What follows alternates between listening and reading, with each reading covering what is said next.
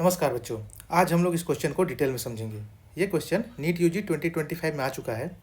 Y can't insulin be given orally to diabetic patients.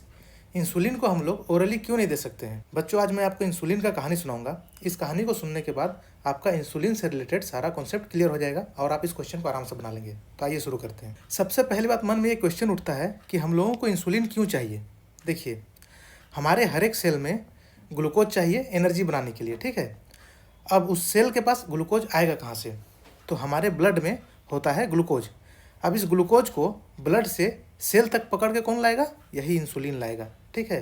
तो अब जिस भी पर्सन में ये इंसुलिन नहीं बनेगा वो ग्लूकोज को सेल तक नहीं पहुंचा पाएगा, तो उसी बीमारी को बोलते हैं हम लोग डायबिटीज़। तो सालों पहले जिस पेशेंट के शरीर में इंसुलिन नहीं बनता था, उसके लिए साइंटिस्ट लोग क्या किए? उन्होंने गाय के और सुअर के पेनक्रियास से इंसुलिन को एक्सट्रैक्ट किया और फिर उसको ऐसे लोगों को दिया जिनको इंसुलिन चाहिए था। लेकिन उसमें एक प्रॉब्लम हो गया। प्रॉब्लम क्या हुआ?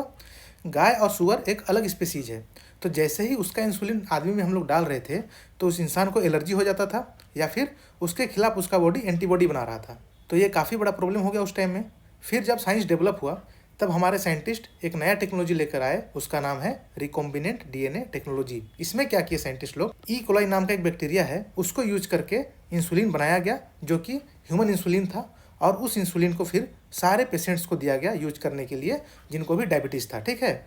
और ये इंसुलिन एक पेप्टाइड हार्मोन है। तो बच्चों, आपके दिमाग में क्वेश्चन आएगा कि आखिर इस इंसुलिन को हम लोग इंजेक्शन के थ्रू क्यों देते हैं? हम लोग ओरली एज ए टेबलेट क्यों नहीं देते हैं? ये इंसुलिन एक पेप्टाइड हार्मोन है और जैसे ही इसको हम लोग ओरली देंगे तो हमारे स्टोमक में सबसे पहले जाएगा, वहाँ है HCl एसिड, ये इसको डिस्ट्रॉय कर देगा।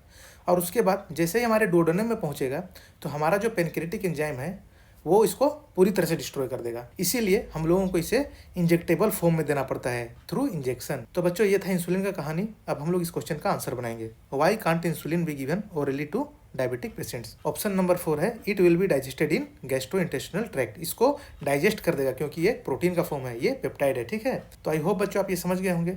अगर आपको कोई भी डाउट है तो आप कमेंट कीजिए। हम लोग फिर से मिलेंगे अगले क्वेश्चन में अगले कॉन्सेप्ट के साथ। Thank you.